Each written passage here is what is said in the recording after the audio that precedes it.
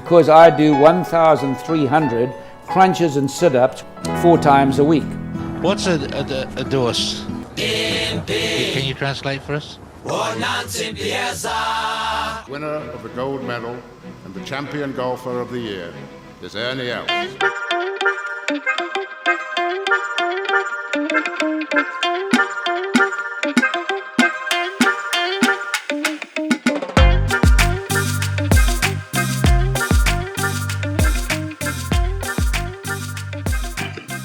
Welcome back to the Goat Track podcast about golf and golf adjacent stuff. Pretty much always from Africa, Tucky. That's the way we like to roll. Nice to be playing a little 3-ball this evening with my guys Tucky and JDV. Gentlemen, how are we? It is Open Championship week. Yeah, Terence, I think I'll kick us off. I think I'm better than your wireless connection at this stage. Yeah, we were just talking about almost everything in the world is better than my Wi-Fi connection right now. Yeah, well, unless you've got your head cut off, you're better than your wireless connection because has it been chopped off because of the building in the area? Or what happened there? Was it just a disgruntled neighbor? So when I drove home earlier this afternoon, I saw there were 4 guys that had 4 tables on the sidewalk. And they had about 1 million different cables that they looked like they were trying to piece together. So clearly somebody had gone through the fiber connection for our whole suburb with an angle grinder or something. Because those guys didn't look happy, and it looked like they were going to be there for a long time. So here we are. Well, Terence, let me just before we carry on. I don't know if you want to do the wine read, but just to say before you do that, I was saying to Tucky, I've got my glass here. I've got a 2024 Chardonnay, the Cap Cheapers. This is super hectic cursive. Cap Maritime. Maritime, yeah. Sorry, I was battling with the S or the R and the cursive. It's not French. It's not French. Not like your surname, JD. Maritime. Yeah, no. Lucky I read quite a lot for a living, so that helps as well. And not in cursive. But yeah, flipping delicious. Nice to be drinking a Chardonnay on a Monday night, just like me and every housewife that lives in Mount Edgecombe, drinking Chardonnay on a Monday. But super delicious. I was just saying to JDV that he's got to be very careful because he's plowing through some wine there that needs to be distributed evenly. And yeah, I haven't seen a drop of it yet. I might have tucked into a bottle of Tuckies. I might have also given Fuad a bottle of Tuckies. Although,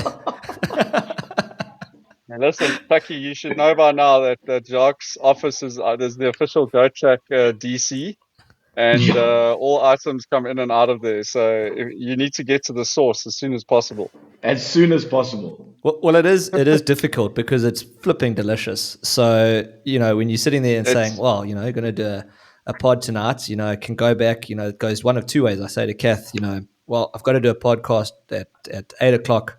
But the good news is he has a bottle of wine and I'm going to, pour you a glass and then scuttle off to my office with the rest of the bottle. So everybody's a winner. And another bottle. That's why wine makes the best gift. It's unless you give wine to somebody who doesn't drink alcohol at all, you literally can't go wrong giving someone wine, because even if they're not a big wine drinker, they're going to give it to their significant other who probably is, and there's just going to be warm, fuzzy feelings all around, Can't go 100%. Wrong, really.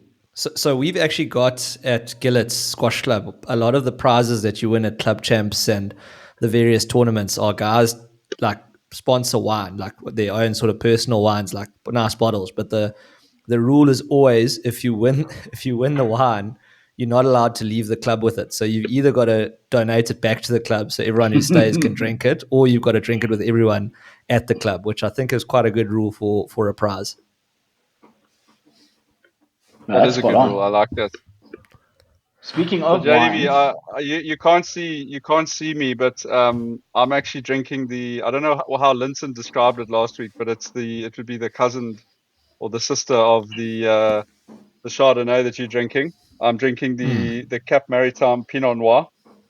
And yeah, me and the missus just cracked some open now with a little butter chicken curry, and it's hell of a nice, I got to say. So, yeah, shout out to Linton and the Woken Houtskliff guys, but nice to be drinking wine in the Open Championship week, JDB.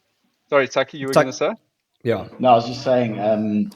Speaking of wine, from the previous major, there are a few bottles of wine that are owed, aren't there? Oh, And yes. I forgot about this. And I know that Gary Woodland was definitely not on the winning side of my bet. So, there will be a bottle of wine coming to you. I do pay my debts. Ask JDV. Well, Tucky, what I'll do is I'll just go and help myself from your box, which is rapidly diminished. If there's anything left in your box, I'll go and help myself.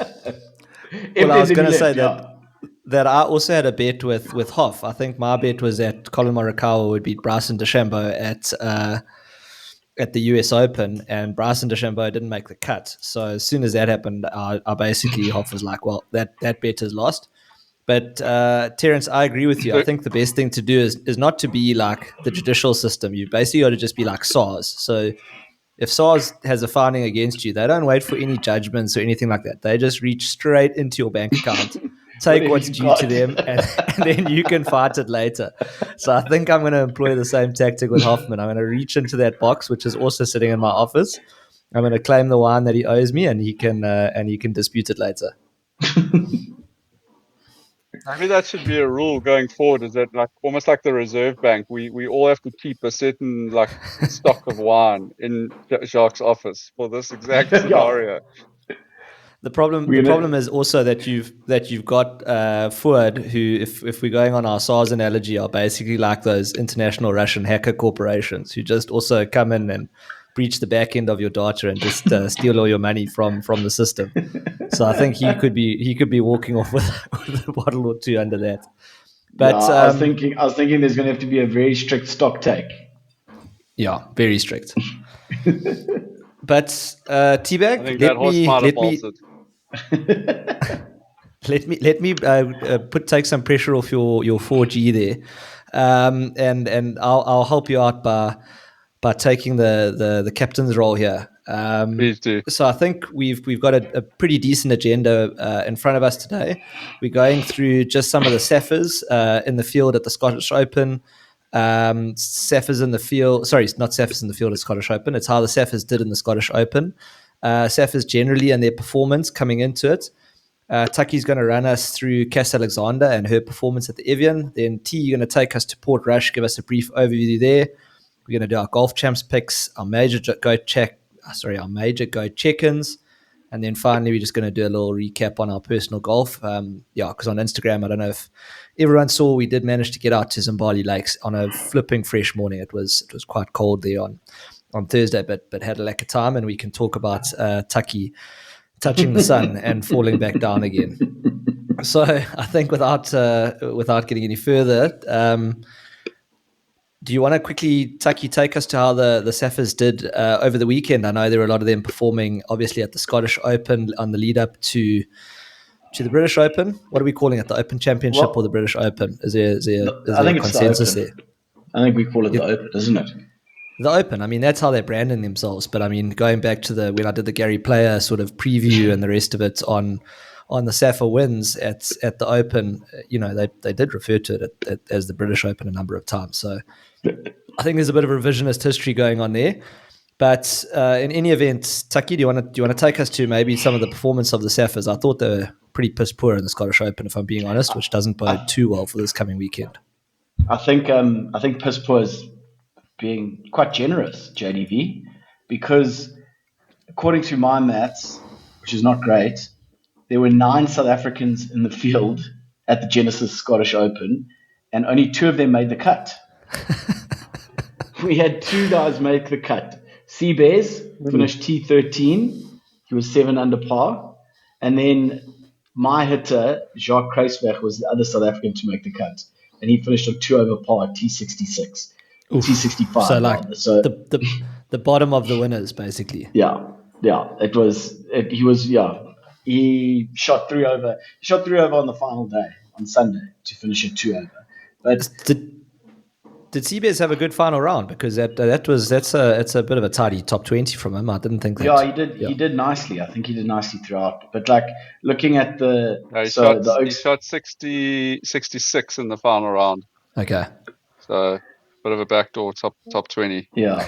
So Oki Stratum, Dylan Fratelli, Brandon Stone, Sean Norris, EVR, Portis, and Tristan Lawrence all missed the cut. So it's a tough week to go into the Open off the back of a miscut. So there's some guys there. And Dylan Naidu as well. Oh, I forgot Dylan Naidu. Yeah, he was there as well. Yeah, and obviously Aldrich missed the cut as well. Portis didn't have a great showing, to be honest. But yeah, like so just from a South African's perspective, it was a tough week.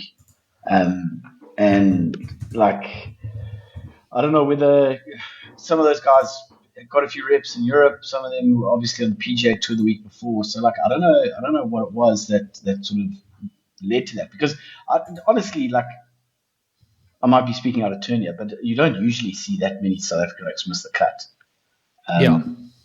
It's usually what like out of that many players, probably like 3 or 4 might miss it. But I guess it's a stronger field. It's a far stronger field, given that it's a co-sanctioned event. But still, like it's a tough watch when you're seeing all those oaks miss the cut, and especially given that a few of them are going to be playing this week and have to pull their finger. But it is what it is. I'd just like to point out that one of my players, Dean Burmestead, actually made the cut this weekend at Live. So yeah, he did fine. So do you know where Dean Burmester finished? He finished 51 out of 54 at Live. So I don't know if I'd be shouting that from the hilltops tee. I didn't know that, but it's he still banged some cash. So I'm not that stressed. 11 over. He went +7, +2, +2. But I think he must have shot that +7 in the first round. I was like, I'm in the Open next weekend. I'm not going to expend too much energy here. But the Saffas didn't do well in Live either. You had Louis at T45. Wasn't Brandon Grace was the best South African? Yeah, Brandon Grace did reasonably well. I think he finished T4th. Yeah, so Brandon Grace was T4. But yeah, Brandon Grace famously not in the Open this weekend. I mean, unless I'm missing it, he isn't in the Tucky. No, he's not in. No, he's not. But I remember, he missed it. He missed it by like just a shot. I mean, I think if there'd been another day at Durban Country Club for the SA Open, I think he was in with a good shot to get that spot. So yeah, I mean, quite interesting. He actually tied with Dani van Tonder, and then basically they gave it to Dani van Tonder because he had a higher. World golf ranking. Not Dani. I'm talking crap. It's Hofstra, Darren Fichard. Yes, he tied with Darren Fichard, and they gave it to Fichard because he had the higher world ranking, which is pretty sick. Which you would never really, you would never really call Fichard to have a higher world ranking, but that's the truth. That's the reality. My take, guys, is that it is disappointing seeing so many guys miss the cut, but I don't know whether I don't really think the Scottish Open is much of a crystal ball for the Open this weekend, and I think for 2 reasons. I think, look, one, it is a very strong field, so it's a very deep field, and obviously the Open is as well. But I think the actual conditions that they're playing in, it was a hell of a mild at the Renaissance Club, and it's a very, very, very different golf course to Portrush. So I don't know how much we can really take out of the Scottish Open. I don't think we're going to see. We'll see 1 or 2 maybe of the same names, but I don't think it's a big predictor to tell us what's going to happen this weekend. That's my take.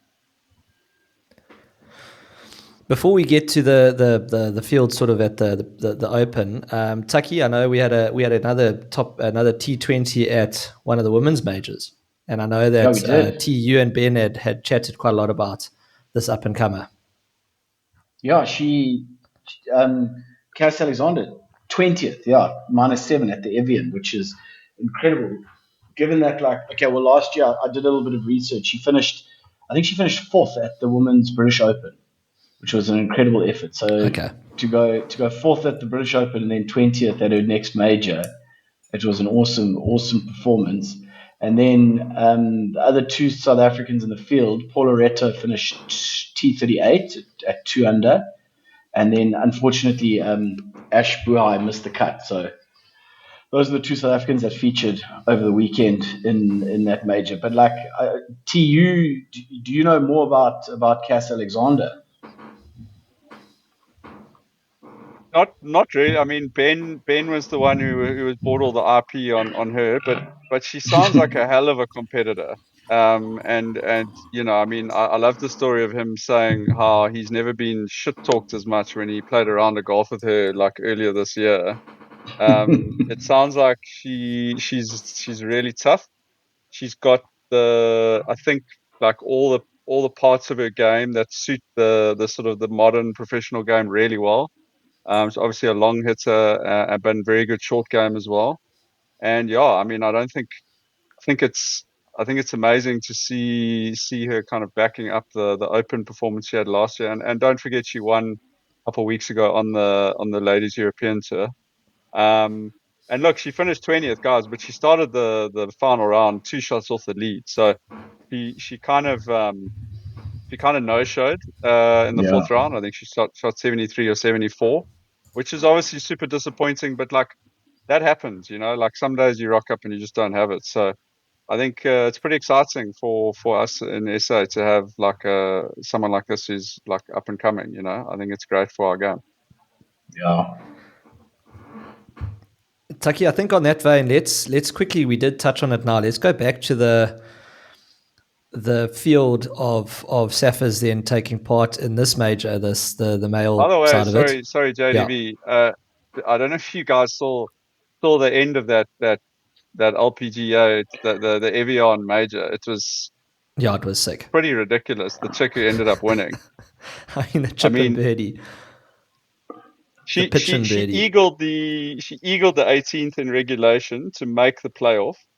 I mean, she had to eagle it to make the playoff. She hit it stiff. She eagled it. Then she hit on when they played the playoff hole the first time. She hit her approach into the water and then tipped in from the drop zone basically for birdie to force another playoff hole, and then she eagled the next playoff hole to win it. I mean, Jeepers. it was she literally went eagle, birdie, eagle. So yeah, it was pretty outrageous playoff. So just wanted to throw that in there. That's insane.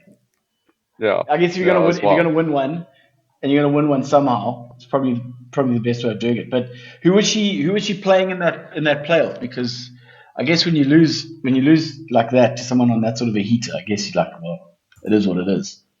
She was playing the Thai star Gino Titical.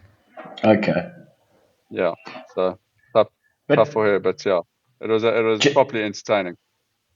JDV, you want to go? Let's go back to the field that's coming up this week. Well, can we start, Tucky, by addressing Terence? You know, I thought you were making a joke when you sent that photo of Ernie Els like drinking wine and the rest of it, and saying Ernie Els withdraws from the Open, but that's no joke. He has withdrawn from the Open.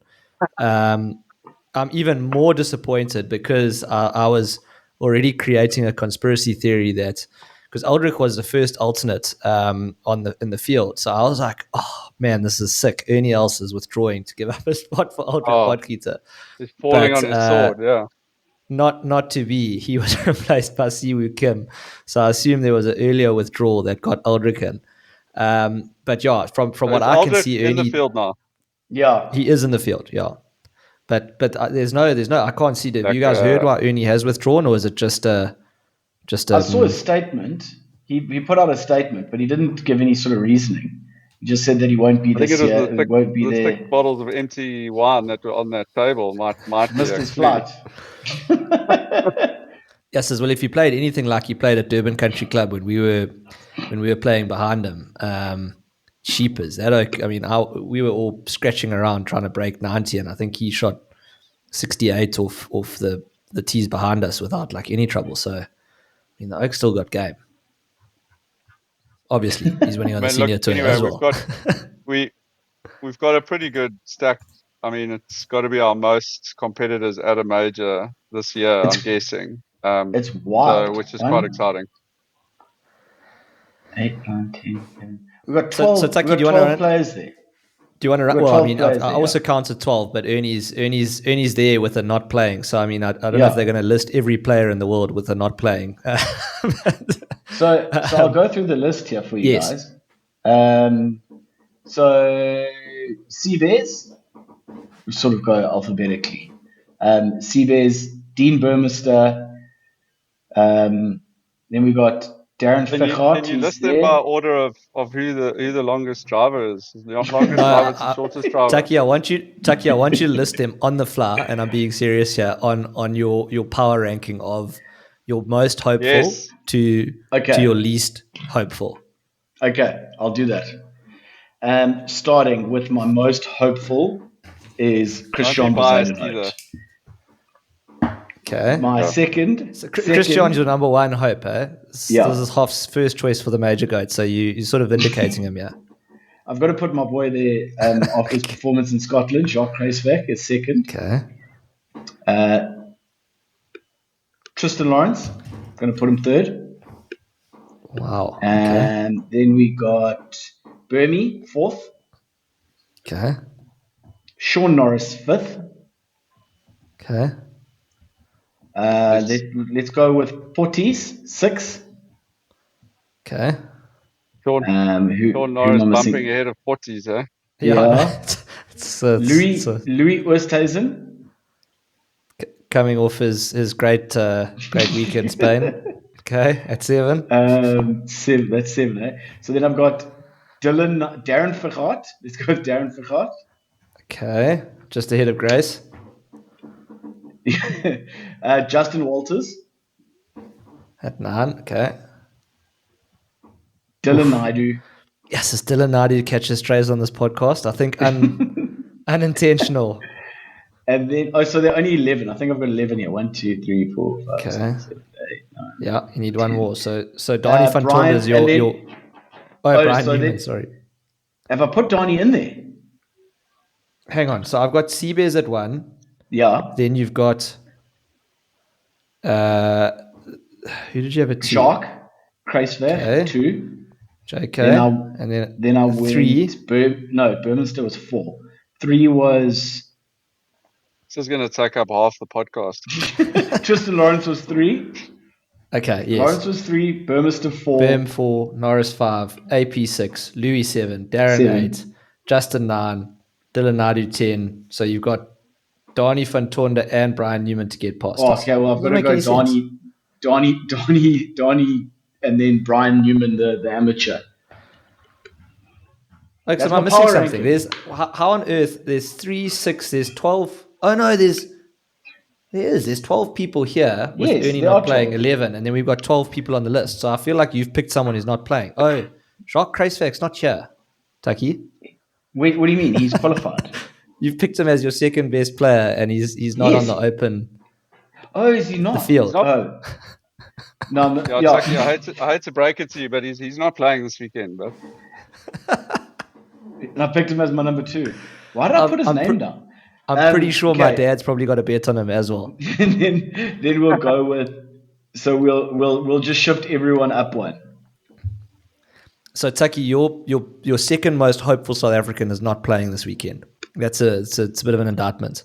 That's an indictment on my lack of preparation for tonight. That's just a biased view from Tucky.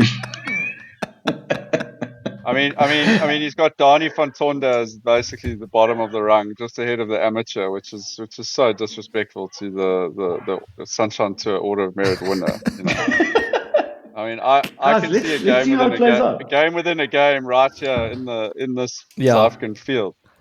I've written this down, Tucky. This is either going to be an absolute hero call, or it could age quite badly. Oh no, I feel like it's going to age terribly, but you know. we'll see what happens, because looking at you look at these Oaks and you just like, no one stands out, eh?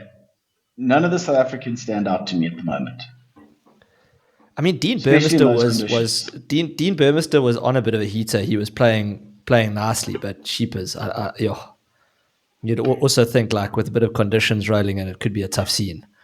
Um, yeah, I mean Aldrich again. Obviously it's hard to discount him. He's had a couple of good finishes, but I don't know if you thought he just reined it in at the end of the last PGA event, which he had to withdraw from, or I don't know if he had to, or if he chose to withdraw from it to get over to Scotland.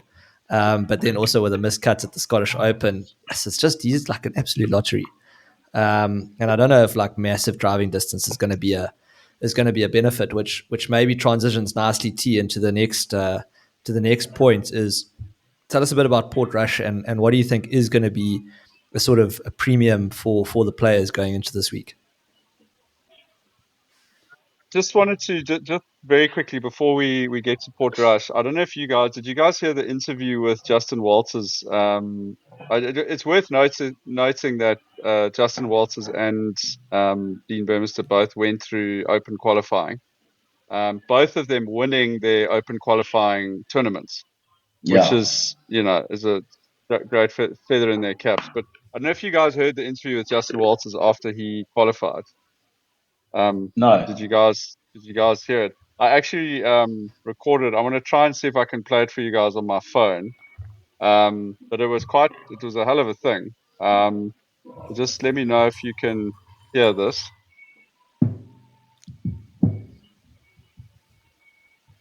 Playing many majors is steadily running out, so I did feel that a little bit. I really Yo, no, it's pretty bad. It No. sounds like we're listening to an alien.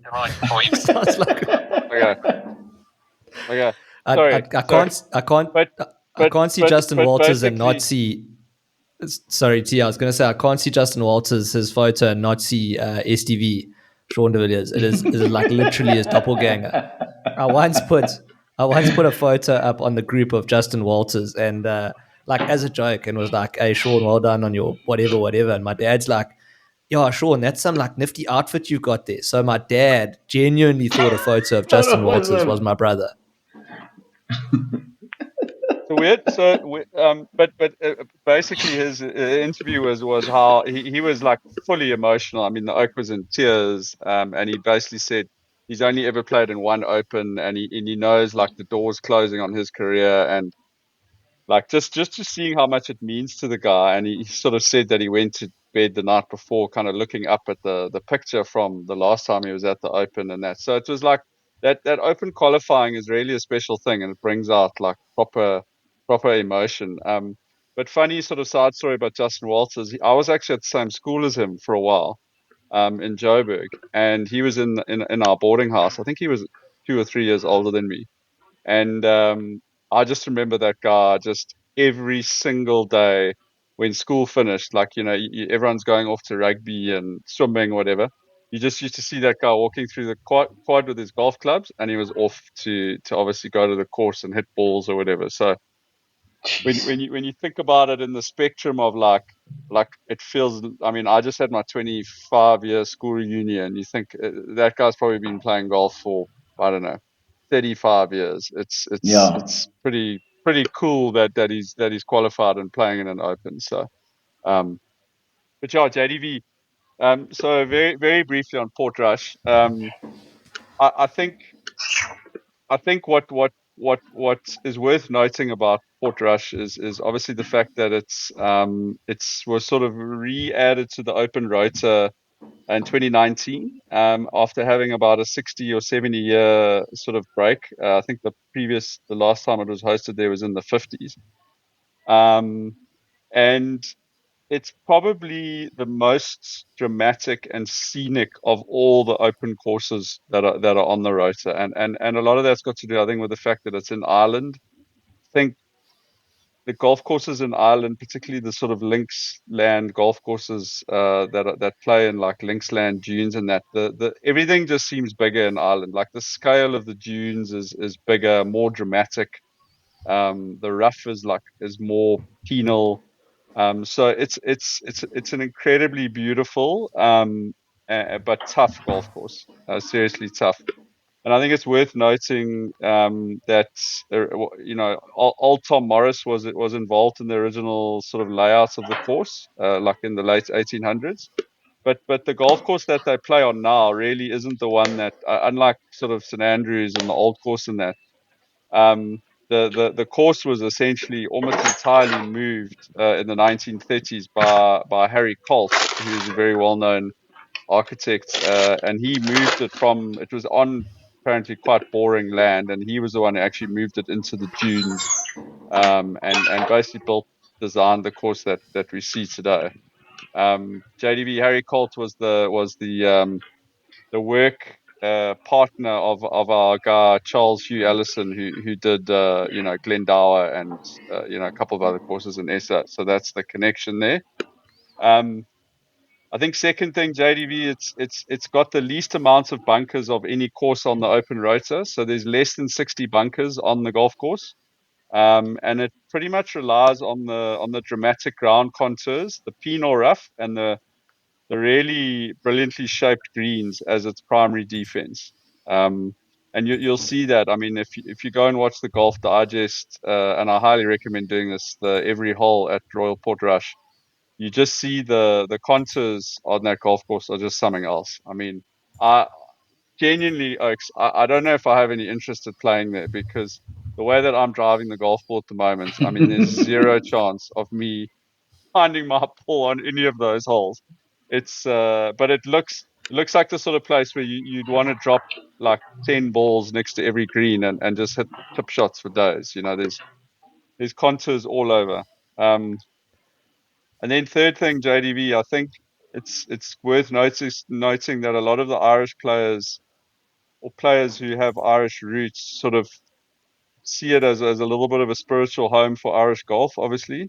So you've got Rory, Rory grew up just down the road in a place called Hollywood, which is like an hour's drive from Portrush. You've got Graham McDowell is actually born in Portrush, so he's like a proper native. Darren Clark lives in Portrush.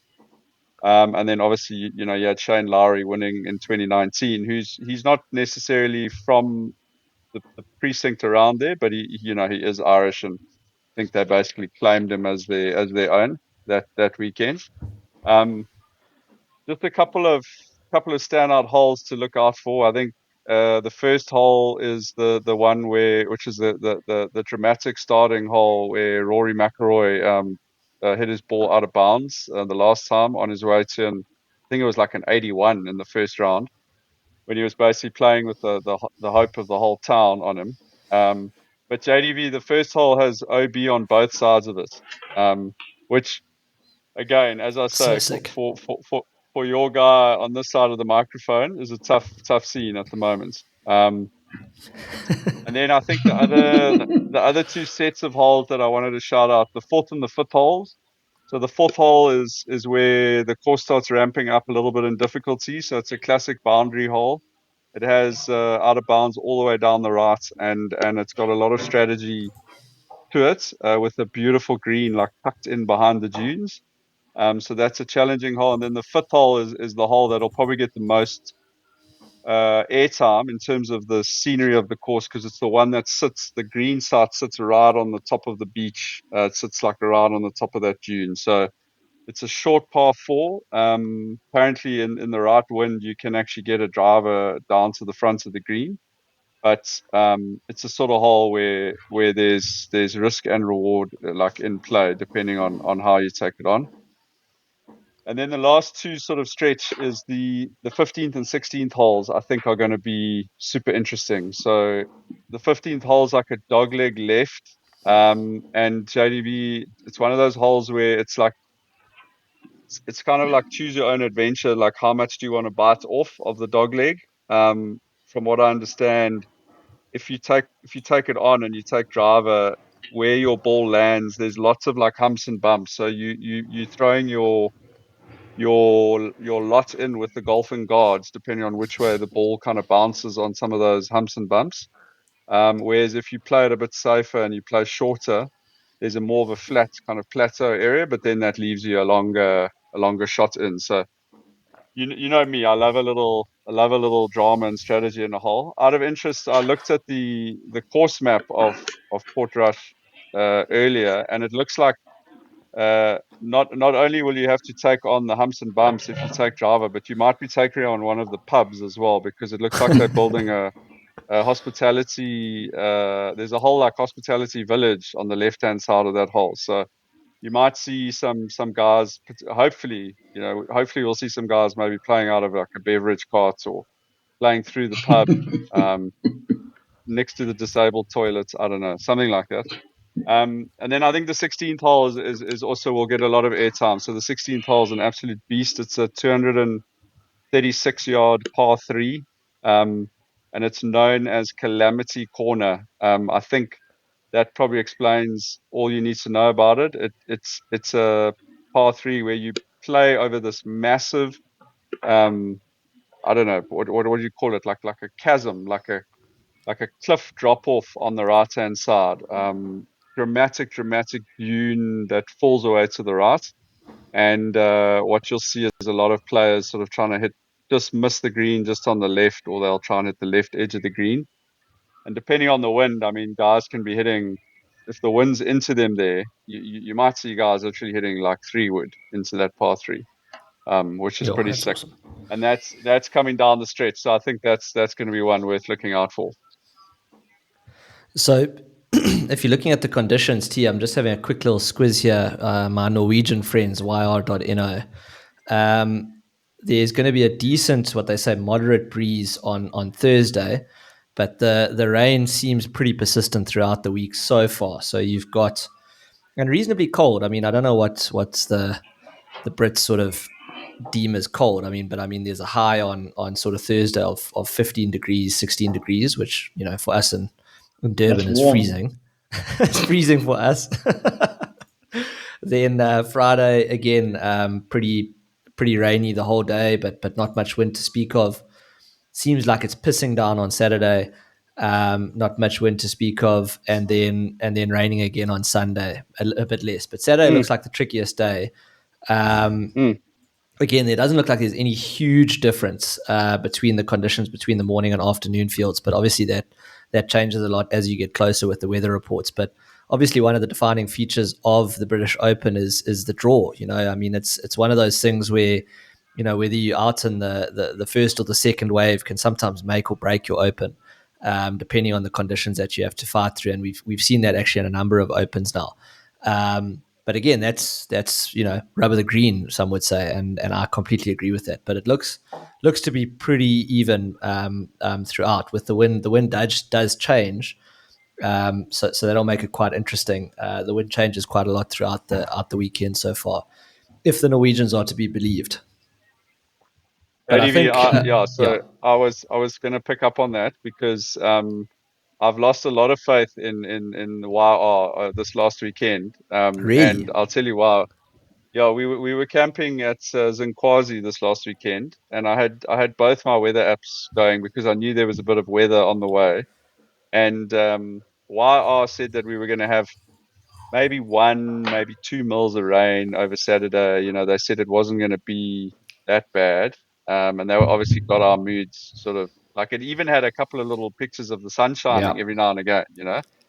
Actually genuinely getting quite excited. And then my other app was windy, and windy was like, listen, it's going to rain. You're going to have like 15 mils of rain. It's going to be crap the whole day. And that's exactly what it was. It was super shit the whole day. And so YR has gone out the books for me now.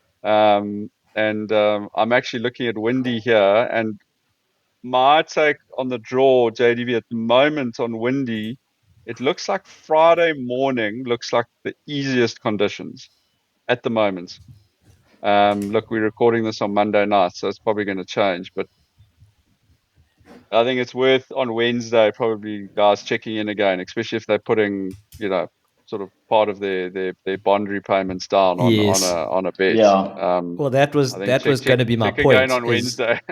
Is do you wait to see what the weather does, and especially with, again, like now the golf champs, which is our next sort of bit that we're going to get to, is do you wait for the weather apps to sort of get a line for the draw to come out and then make your golf champs picks. But then obviously you worry about you might not have a unique pick, or do you just throw caution to the wind and say, oh well, come what may, let's see what happens. I mean, the smart money says wait till the draw's out, wait till the weather gets a bit more accurate, leave it to the last minute to make your golf champs picks. But we're not the smart money here at the Go Track. We do our picks live. I'm genuinely looking at my golf champs. So am I.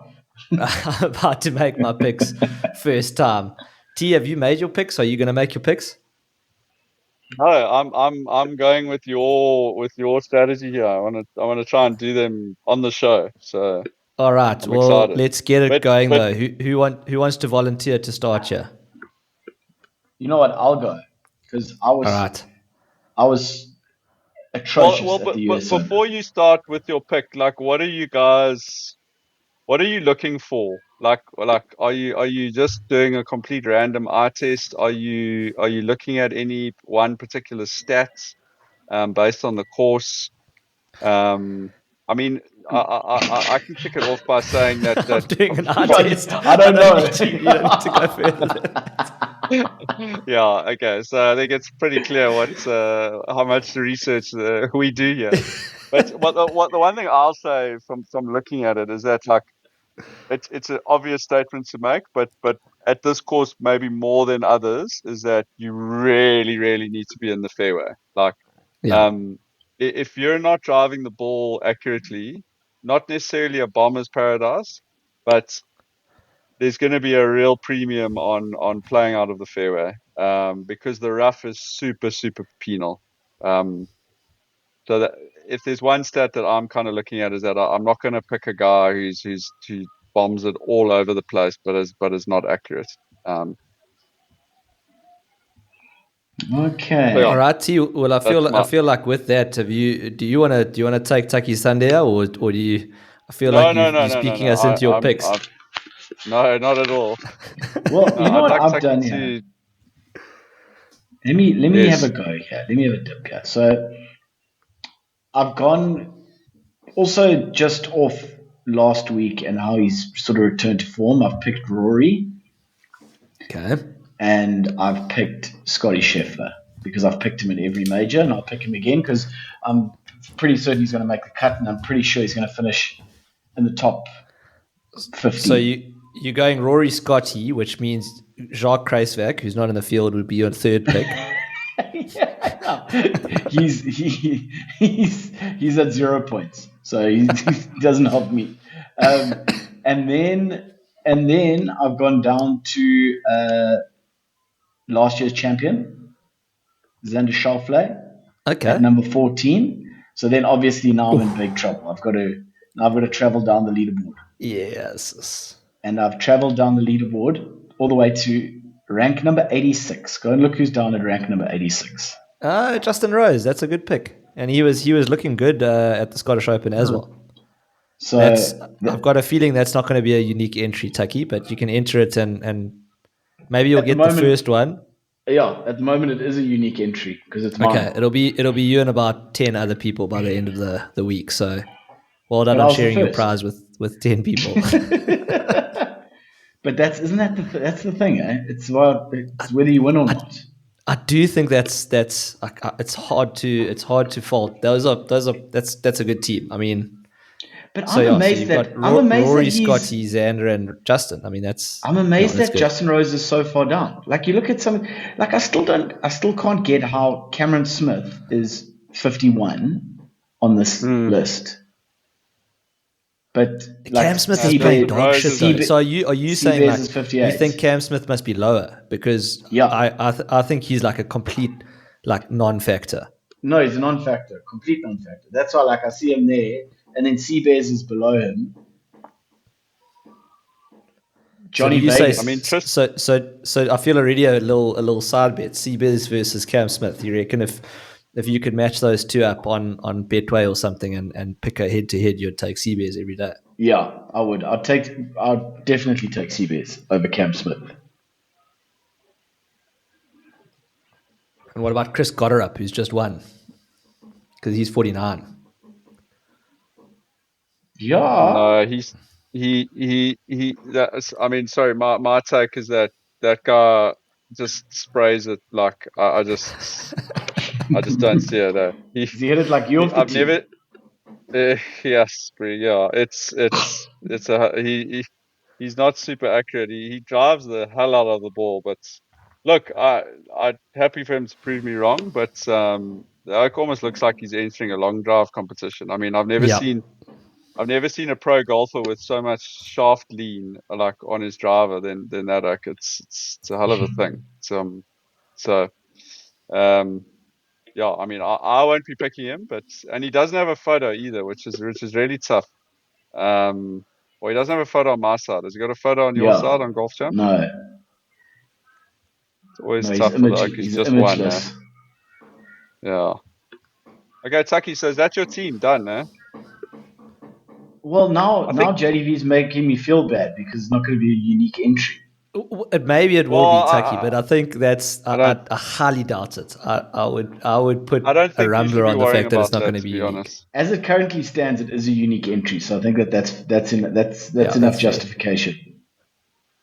It's because guys are That's waiting for fair. the Go Track podcast to come out before they make their Exactly. picks. So Until they jump on um this four ball. I think just to add, I think Xander at 14 is good value. I Yeah. know 14 is not like a 40, but I feel like, and I'm not just saying it's because I'm desperately hoping that he's going to win, so that I don't have to caddy for JDV. But I genuinely think he's trending well. Like he had a top 10 again at the Scottish Open. Like I I I think I'd love to go see what the odds are. If the odds tie in with that, because I doubt that there's no ways he's the 14th favorite in the odds. Yeah. I'm gonna have a look at that now. JDV, who do you like at the top end there? You. Am I making my picks now? Am I? Yeah, Do you I want me to mean, go? I mean, no, you must make your I'm picks not now. holding a gun to your head. Let's have a discussion, and let's see where it Just have a goes. discussion. Maybe have a sip of your wine. No, I'm having many sips of my wine. Yeah. Um. Yo, I like John Rahm, to be honest. I think John Rahm So do I. is this So sort do of a I. forgotten guy. I think he's got a point to prove. I think this sort of a course suits him. It's just about whether I think he gets super frustrated when he doesn't play as like absolute best at these majors. That seems to be what I've and maybe I'm completely wrong on that, but he just seems to get frustrated, and maybe that's just his general demeanor. But because he only gets Driving really like 4 times to sort of shine in the year, it's like it's very there's a lot of pressure on, and I think a lot of pressure he puts on himself. So a couple of bounces don't go his way, or he plays a couple of shitty shots, and I think his brain explodes. Um, but if you can like keep it so can I together, just and if say it's can I yeah, just say on data golf, I agree with you, JDV. I really like John Rahm, and I think his driving accuracy is great for this golf course. But on data golf, John Rahm's tournament breakdown is is so sick, because he's basically had a top 10 in his last like 30 tournaments, because he's been playing on live, obviously, and he's just Yeah. beating down on the like the old men on live. But the only tournaments he finished 11th in the one live tournaments, which is tough for him. And then at the Masters he was T14, and then he withdrew from a live event last year. Those are the only. Oh, sorry, he was actually cut from a European tour event at the beginning of this year, but otherwise it's just green. The whole thing is just green. Um, and don't forget, at the US Open, John Rahm finished seventh, so that is most recent major. So I think it's a great pick. I so would take yeah. Rahm over Rory personally. Like I think for me, if I'm taking those guys head to head, I'm taking Rahm at the moment. So And I've I know gone. Rory Let finished me. second last week, but Yeah, look, I agree with you. I do want to pick Rory, but I'm hedging my bets. I already got him in my GOAT team, so I feel like I'll get a win regardless. Um, so I've got John Rahm. I've got Colin shit, I hope he Morikawa. hits it out of bounds on that first hole. I'm going with Colin Colin Morikawa again, Morikawa. just because his iron play Oh is tops. God. He's always again. He's in it. He's going to make a cut. No, he's I've not, gone JDV. with- He's not. Huh? He's in my fucking team, and he's not in it, bro. I can tell Watch you right this, now, T. he's not in it. Do you think he's a bad pick? I'm just having a look at the other pick him. guys here. Please pick him. I mean, yeah. I mean, Sharp actually, hang on. Kreisbeck's always available. You can pick him. All right, T, you've talked me out of it. I've changed my pick. I'm going to go John Rahm, Tommy Fleetwood is my other pick. Then I'm going to go Matt Fitzpatrick. I feel like he's finding a bit of form again. I think that's a good call. Yeah. Yeah, And then but that- I don't know. I was thinking about that as well. But like you said, you said like you can't really take last week as a bit of as a gauge for this week. You know what I mean? But Matt Fitzpatrick at 34 though, at rank 34, an Englishman playing the British Open. I mean, I don't know. I feel like that's not a terrible pick. Pick him. And then my final one, I've picked Mark Leishman at 62. I feel like Leish has also got a bit of a point to prove. But also Leish, to be fair, I've looked at his stats. His driving's pretty cuck.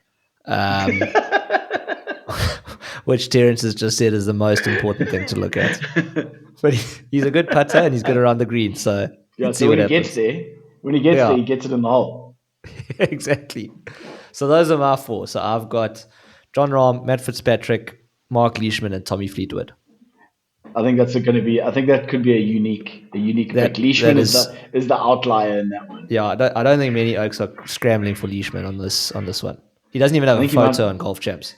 He's just got a grey semicircle and circle there. To Leishman, eh? All right, T, hit us up. What you got? Yeah. Sure, Oaks. Obviously, I'm going to pick Relo again. Really? Are you really picking Relo again? I'm quite tempted. Actually, he lost in a playoff last weekend on the PGA Tour. But having said that, I actually don't even know if he's in the field, which is really tough. Let's just check here. Relo.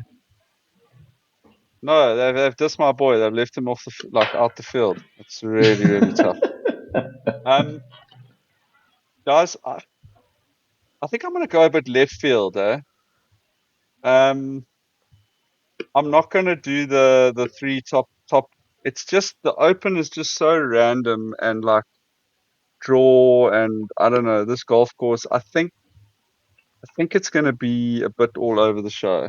The majors this year have been weird, so I'm not worrying too much about the total because I think I'm going to get to 100 pretty easily.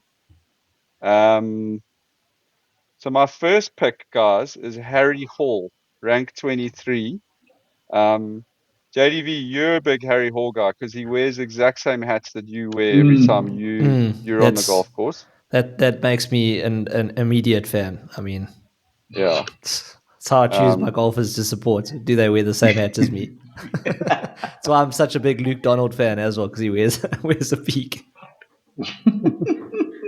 and he plays Mizuno. Well, I'm surprised you didn't pick Aaron Rye with his iron covers. And the double gloves. I sported the double gloves in the shitty conditions at Cotswold on Saturday as well. Did you? I did. It was embarrassing. It was. I went full Aaron Ra. I had like double gloves and head covers on my golf clubs. It was. Why don't you put him in your team? Yeah, I feel like he's got it. He's your boy now. Look, I mean, I'll support him from the sidelines, but unfortunately, he's got to show me a bit more. So just run me through who your four again are again. He's stalling hard here. Is he playing for time here? Stalling hard. I'm stalling hard. No, I've just got Harry Hall at the moment. Okay. So Harry Hall to win it. You're not going to pick John Rahm. I'm gonna pick Harry Hall 4 times. Okay, T. I'll give you a bit more time to give it some thoughts. I just wanted to this. I'm just having a look at the Golf Champs admin. Please note that Ernie Els, ranked 126, has withdrawn from the Open. Siwoo Kim, 39, is now in the field. If you have picked Ernie Els, your pick will be automatically changed to the next highest ranked player, Angel Hidalgo. how bleak would you be if you picked Ernie Els as a legacy pick and you realized you got You allocated got Angel Hidalgo. Hidalgo? Who the hell is that? Listen, I don't know if Oaks are picking Ernie. No disrespect, but No, Yeah. listen, some Oaks are hit definitely picking Ernie. I promise you, Oaks would be picking Johan Ernie for else this. maybe. Yeah, Johan Els would pick Ernie Els and then So T, who mispronounce have a you bunch got of other there? names. Who's teaming up with gonna Harry Okay, Hall? T, we're gonna press you here. Come on, make some Yeah. picks. So I'm just looking here. I really like Justin Rose as well. Okay, that's fine. Remember, Uh, Tucky and I basically had the same golf champs pick last time. It didn't Yeah. age too badly, Tucky. I thought we did pretty There was well one there. difference. Yeah. Yeah, so I think I want to take, so I'm going like fairly English here. And then I'm gonna make my way back to the top of the leaderboard, and I am gonna take Ram. So I've got Harry Hall, Justin Rose, John Ram, and then wait, where's Justin Rose? He's What did I say he 86. was? 80 something. 86, Oh, I I mean, think. I'm already on 111 year Oaks. I mean, it's a free swing. Sure. I am gonna take Victor Hovland. Okay, Where's it's Victor? coming into a bit of form. Where is Victor? He's there, isn't he? Oh, there. I think 80. he's like probably I mean, that's 8. good Yeah. value. probably an That is island very at the good moment. value. You'd hope so. Well, is he? Yeah, Victor it's- might be at the UFO museum in Spain, for all we know. So those are my picks, guys. And I do want to say, barring any crazy unforeseen weather conditions that might pull through, but I have Harry Hall, John Rahm, Justin Rose, and Victor Hovland. 129. Your entry is unique. Submit entry. We're in. Yes, the picture of Harry Hall is a clanger. Hey? I mean, the Oak's got little satellite dishes as ears. He's got his little Scottish hats on. I like him. He's the sort of guy you want to back. You really want to back. You reckon? With his little moustache, his little very blonde moustache. Does he have a blonde moustache? Oh, he doesn't have one Yeah, in the picture. I was watching him on Sunday. I was like, Yeah. that looks like a porn star. All right, boys, let's land the plane here. Let's look at the major goats. So, yeah, you've got Hoff is looking good with Seabears and Aldrich, both playing in the SA Open. So he's got a full team What playing. Open? A reminder in the British Open, the Open Championship. Well, no, You who's said- that? you said- This you is your said the Hoff one, SA you Ludwig said the SA Bryson. Open. The SA Open. Yeah. Well, I mean, we've got 12 SA players playing, or 11 SA players, so it might as well be. Tucky, a tough scene for your Saffas. You had EVR and Jacques Kruiswijk, neither of whom are playing. I thought that's EVR fine. had qualified. No, he missed out. He missed out at qualifying. Lucas Glover, is he playing, Tux? Probably not. I doubt it. I know, guys. Here's I'm in here's serious. the teams, guys. Okay, I'm in gonna find out. serious Um, trouble here, guys. Yeah, Can Lucas I Glover just is point playing. out something So that I noticed, you're JDV? good Can I there. just point out something I noticed about Tucky's team? The only player in his team that's got any positive points has been Scotty Scheffler. Yeah. Not a But he's got Tommy single, Fleetwood, so not a single other player in his team has delivered a single positive point for him. Guys, and I got him in the second round. Got him in the second pick. Oh, yeah. you'd. God, Tucky. I've got my eyes on you, Tucky. I don't think this thing's over, huh? Just so I you know, know, it's definitely not. It's not not over. over. I know for a fact. Look, it's not over. So let's have a look at what are the current standings here. Sorry, I also started this message. So the current Okay, standings. here we go. Here we go, JDV. There we go. So sharing the it current with you. standings is JDV on 43, Hoff on, what's that, 17, 12. Can't see that. 12. 12. Tucky on -3, and T, I'm sorry, you're going to be caddying for either Hoff or myself at -40. I don't think you're coming back from that. as much as we want to try and keep it interesting. Tucky, Lucas Lovett Funny- is playing, so I you just good needed there. to make the cut. Just JDV, don't you need, say I don't that. need minus points. Can I present my case for why it's not over? Okay. I've got some of my stars are coming back into form. I think we mentioned Xander. I mean, you were picking Morikawa, and it's only 37 points now. If Tucky has another sort of minus 30 situation, and Yeah. I get anything sort of in the positives, it's a very big switcheroo. It can happen very quickly. Yeah, but I could also That's get fair. 25. I could also get 25 Yeah. again. And then you- You my haven't last got 1 point. You haven't even got 1 point. T, your team honestly wasn't looking too bad when you made these picks. I was like, T's got I mean, it's a bunch of decades, but like they're my not last bad. my last point before I rest my case is that I have two free swings this week in Dean Burmester and Dani van Tonder. Look, Yeah, neither of them they've has been a delivered tough a scene point for for you. me. Is my Saffas the Yeah, only well, oak who's given they- you they- points so far? Yeah. Tristan. Sorry? Tristan is the only one who's delivered any points out of the Saffas so far. I don't know. Correct. Seabear's got some points for Hoffman there. Seabear's got points at T12. the US Open. Yeah.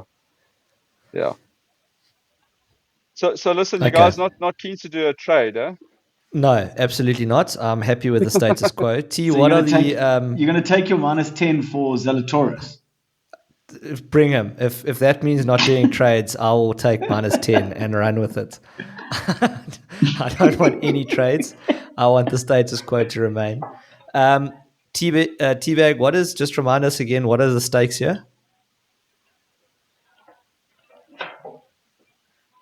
So the stakes are that that the loser will be carrying the bag of the winner for like a 9-hole event of some sort. That's sort of to be confirmed, decided what that is. Yeah, I think those are the stakes. Oh, and I think there was a beer hole in it. Yeah, Yes. and a beer hole. For the loser, and then for the winner, I think we said it was going to be a sleeve of balls each. No, but also didn't we say that the loser was going to caddy for the winner? That's I don't mind about the beer hole and the sleeve of balls. I want you to caddy for me, T. Yes, this is like confident, eh? But I said I've already said that. I Okay, said no, that I'm he's just going to be carrying the bag. that's like the main prize, and then you get like the man of the match prize and all the rest of it after that. So Yeah. So I'm happy. That's the main prize. As you can see, I'm already taking the victory lap, so I'm sure that means that there's a banana peel in But my listen, future. I refuse to carry a bag that has iron covers on, so I'll be taking those iron covers off if T. needs be. You're the caddy for the day, but I think there must be a side bet after that if I don't shoot a certain amount with you caddying, that you need to take another fine, like a rumbler or something, to try and get you in the game to get me to shoot Listen. We so far from the finish line here, guys. We haven't even got to polish. We haven't got to polish shorts yet. Tucky's still going to run our polish shorts. Yeah, true. There's a lot of road to cover. So There's so much to happen between now and Sunday. Oh my god. yeah. Well, Let's have this conversation gents, just later. before we wrap this up, let's quickly just go to some of the highlights and the lowlights. We played Zimbabwe Lakes on Thursday. I think holster some takes for a separate pod on that. I think once the major season is over. But Tucky, a little teaser. You managed. I mean, we already said it. Shot 33 on the front nine, or the first nine that we played, followed by 48. I've not witnessed something like that, and I've played a shit ton of golf. Of someone who's you birdied 6 of the first 11 holes, 6 of the first 10 holes. Yeah. To shoot 48 and not break 70 is almost an achievement in itself. It was an achievement beyond anything I could fathom, given that like when those putts were going in and I was just making a birdie and then I was like, oh yeah, birdie. I don't think I've never in my life got close to making that many birdies in a single round. So my brain I think it just melted. Folks, I genuinely believe I just had a complete meltdown. So I don't think so. I think you just lost it off the tee, which Yeah. is, and again, I mean, we'll get to it properly when we talk about some body lakes. But if you can get off the tee, and if you can get off the tee with a driver accurately, shit, there are a lot of birdies to be made out there. But if you can't get off the tee with a driver, especially, some big numbers to be made too. Because that's not that's actually exactly big what numbers happened. because Yeah. it's red stake, so you can drop. So I mean, you're making bogeys and doubles, but I mean, in quick succession after a couple of big right misses into the construction yard, into some future homes. Yes. Yeah, some oaks are going to be finding some Pro V1s in their bathrooms. But Yeah, yeah, I was just thinking carry like on. you're so right. Yeah, we'll keep it for later. But like hitting driver well is hugely rewarding. Yeah, like what I drove a couple greens, which like I don't think I've done anywhere else, and that made scoring a hell of a lot easier. And I also like I didn't get in any bunkers until the first because we played the back first. So until I got to the first hole, that was the first bunker I was in the whole day. And Yokes said that after I was in that bunker, I realized like those they were They were tough. tough. T spent a bit of time in the sand Yeah, there. I think I hit every single bunker on like the yeah. first 6 holes. I thought you were surveying them at one stage. I thought that's where you just had your tripod and your golf bag, and you were like had been asked to go to every bunker on the golf course and work out where they were. Test off deep and firm the sand was. Yeah, listen. Can you It confirm that was. it's deep? And sandy. If my goal for that day was to see a lot of the golf course, I think I achieved that. I saw almost the whole thing from Look, fence to fence. Tucky and I on the other cart were, when you're sort of like tiptoeing around because as you were in a dark place here at a period in the round before the last couple of holes. I think you managed to salvage something out of it. But I know at one stage you wanted to revise your golf goals to see if you could adopt Hoff's one about having a better relationship with the game. No, it was bad. You know what the But problem look, was? It wasn't. It's not so much that I was hitting the ball like way out right or whatever. It's that I was chunking the ball, yeah, and I haven't done that. I honestly haven't done like I must have chunked like 7 proper chunks that yeah, round, and a lot of them were on tee shots, and I had no fix. Like I have no idea how to put a bandage on that because I was just like if I start doing that, then I was like, oh my god, this is like uncharted territory. So if it's going left or right or whatever, I can normally put some sort of tourniquet on and like try and stop the bleeding a little bit. But when you're chunking like a 9-iron like 70 meters into a ravine, you're like I don't know what club I should put in my hand now, yeah. because I, I can't go any shorter. So yeah, but listen, it happens, eh? It's one of those things. But Look, your putting was yeah, good, but the flat stick was it's fun to see one club in your bag coming right when all the others like fade away. Isn't that the joy of the game we play? I mean, I've putted there's so badly for the last like 2 years, and suddenly putting well, and everything else is abandoning me. So but yeah, I had a really good day out there. Tucky, it was a hell of a thing to watch that golf. It was emotional. Like I wasn't sure whether to speak to you or to leave you alone, or yeah, it was quite a thing. But yeah, it's a great course, and I look forward to doing a deep breakdown with you guys at some stage. Yeah. Gents, have you got any plans for just to wrap it up? Where are you watching the British Open or the Open Championship this coming weekend? What's the plans? Have you got anything specific planned? Or catch it where you can. I'll be firmly on the couch. I think I'll have to hold the remote close to me. Yeah, make sure that I can get some golf in. Well, listen, JDV, this depends very much on whether the 4 Oaks down the road from me here can plug all those wires together by Thursday. But I'm backing their skill set that is going to happen. But yeah, I'll be probably 2.5 meters from where I'm sitting now, on my couch. I'm actually going to the bush tomorrow for 2 days, which I'm looking forward to. But yeah, we'll be back on sort of Thursday lunchtime. So yeah, from then till Sunday, I'm looking forward to just doing a proper deep dive. The one thing I wanted to mention, JDV, when I downloaded this course map for Port Rush, I noticed that they have quite a specific mobile device policy on their course map for spectators. And one of the interesting things was it says that no audio or video capture is permitted at any time, and no still photography is permitted during championship days. So no cell phones, basically.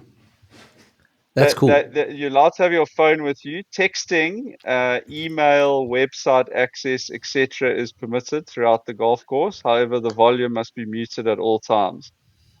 So, I mean, I thought that was quite interesting because I mean, the way we see golf now is that you always see like 100 people behind the guy hitting the ball that are filming. Now, is this something new? Are they going to monitor it? Are they going to eject people? Personally, I'm all for this. I love the Masters vibe where nobody has a phone on them. But yeah, the data use policies almost reads a bit like our policy at work, JDV, you know. Yeah. It's honest data use, you know. Texting, email, you can't go into any other apps, you know. Social media will be banned.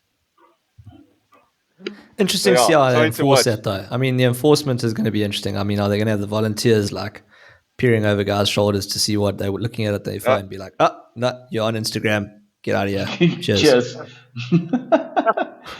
Yes, you I don't saw you don't want you. to be that you I don't want to saw be that you arsehole liking that photo.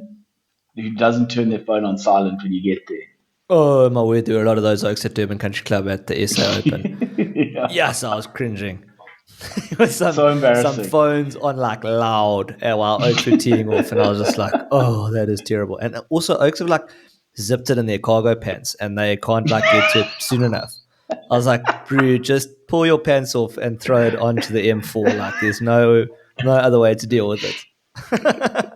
So It's bad. better to be like in your undies and your phone is not ringing than like to be that Oak with your phone ringing on a professional's backswing. One of them was our coworker who also has that option on his phone where it shouts out the name of the person who's Yes. calling you. So it was like, you know, John Smith is calling you. Yes, it was bad. On the I was first tee running box. away. Yeah, we were like, Yeah. don't know you. Cheers. Out of here. But JDV, getting back to this, I just don't see how they're going to enforce this. Like, I think if people have their phones on them, they're going to be taking videos and taking pictures. So I just, definitely. I It's all or nothing. yeah, You got I to do think it like the the only way to Masters. do it is the only way to do it is the way the Yeah. Masters did. You do it like the Masters, where if the phone comes out, it's confiscated and you're out of there, or maybe not confiscated and you're out of there. I think you're out of there with your phone. But yeah, I mean, it's all or nothing. I like what they're Well, trying to do, but your phone's out of there, and you can choose whether to go with it or not. yeah, exactly. We're throwing your phone over the fence. If you want to go follow it, it's up to you.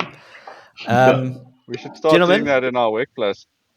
I've got a golf tour this coming week, so I am off on Thursday morning to Cape Town, It's Oh, my playing unfortunate. Steenberg, Clavelli, and Arabella.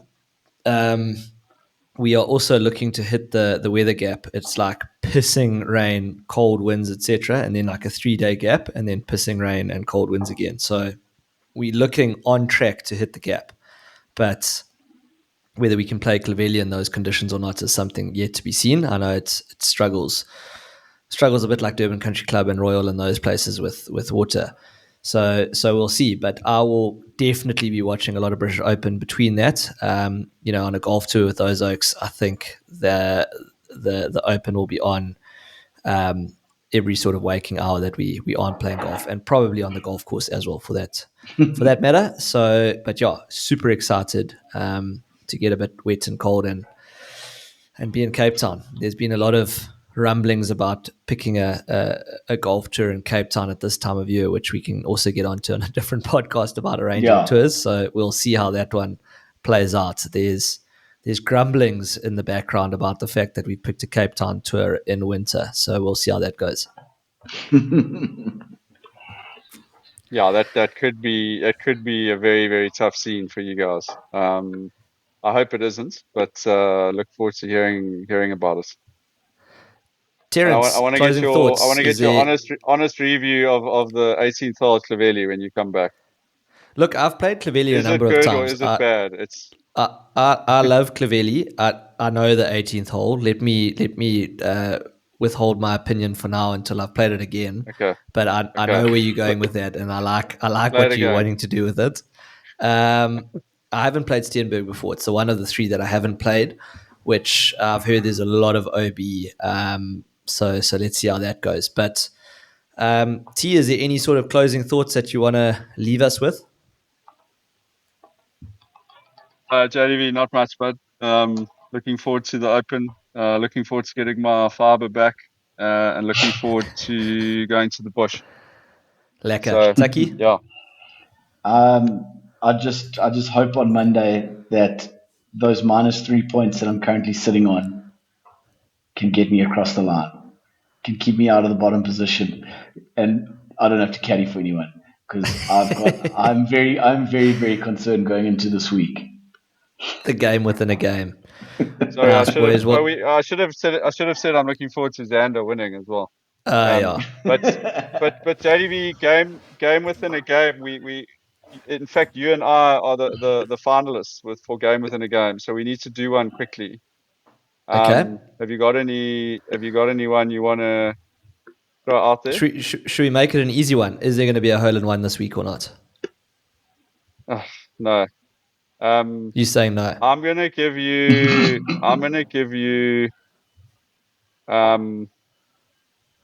Okay, I like this better. You propose the bet. Okay, I'm gonna take